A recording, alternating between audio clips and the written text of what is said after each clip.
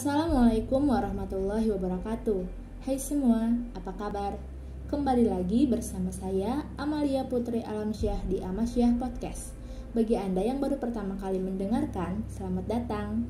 Syah Podcast adalah podcast di mana segala hal tentang ekonomi dan bisnis syariah akan dibahas secara tuntas. Dan di episode kali ini, kita akan membahas tentang perspektif Islam bicara kepemilikan umum. Check it out. Dalam Islam, kepemilikan dikenal dengan nama al-milkiyah. Kepemilikan ini merupakan penguasaan seseorang terhadap suatu barang atau harta, baik secara real maupun secara hukum. Adapun kepemilikan dalam Islam itu sendiri, salah satunya adalah kepemilikan umum.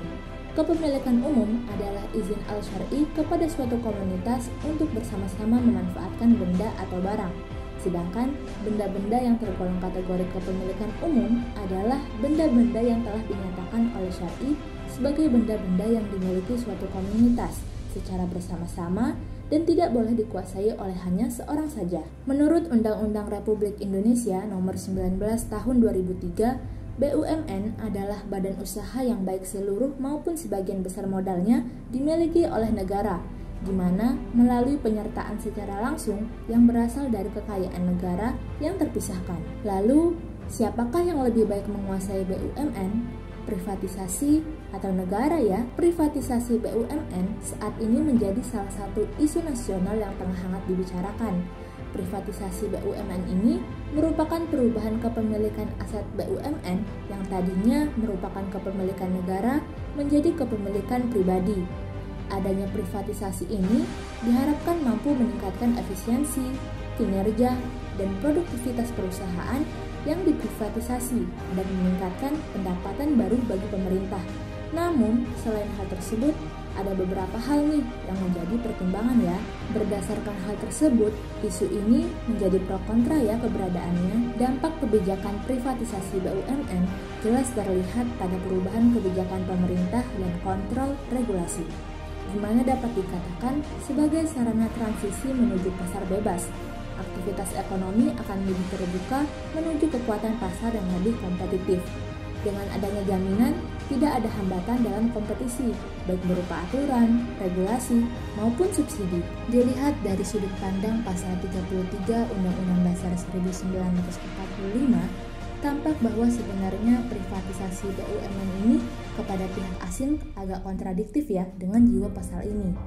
Pihak asing yang bersangkutan jelas bertindak atas nama swasta yang tentu saja bertindak dengan didorong oleh maksud dan motif hanya untuk mencari keuntungan yang maksimal.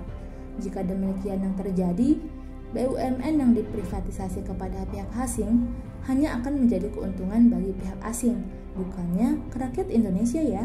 Sedangkan dari segi politis, harus ada kesepahaman nih antara segenap rakyat, pemerintah, dan para pengambil kebijakan publik, sehingga semuanya sepakat bahwa privatisasi ini akan membawa dampak positif bagi kesejahteraan rakyat, sehingga kebijakan privatisasi pun didukung oleh semua pihak. Meskipun mungkin dampak perekonomian dari kebijakan ini akan menaikkan penerimaan pemerintah dari usaha negara, tetapi dampak sosial dan sistem keadilannya saya rasa tidak dapat terbayarkan kembali.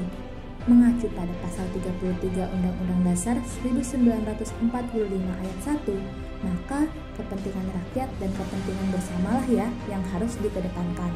Maka saya berargumen baiknya BUMN ini dikuasai oleh negara ya, dengan beberapa alasan. Yang pertama, ukuran nilai privatisasi yang masih belum jelas.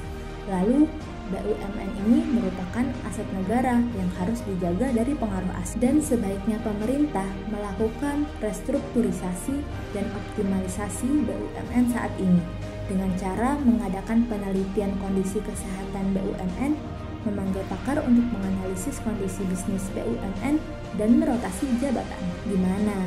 Tertarik kan dengan pembahasan kali ini? Terima kasih ya telah mendengarkan podcast ini. Kalian bisa kasih kritik dan saran ya podcast selanjutnya mau bahas apa lagi nih. Saatnya saya, Amalia Putri Alamsyah, undur diri. Sampai bertemu di Syah Podcast episode selanjutnya. Wassalamualaikum warahmatullahi wabarakatuh. 5, 4, 3, 2, 1 and close the door.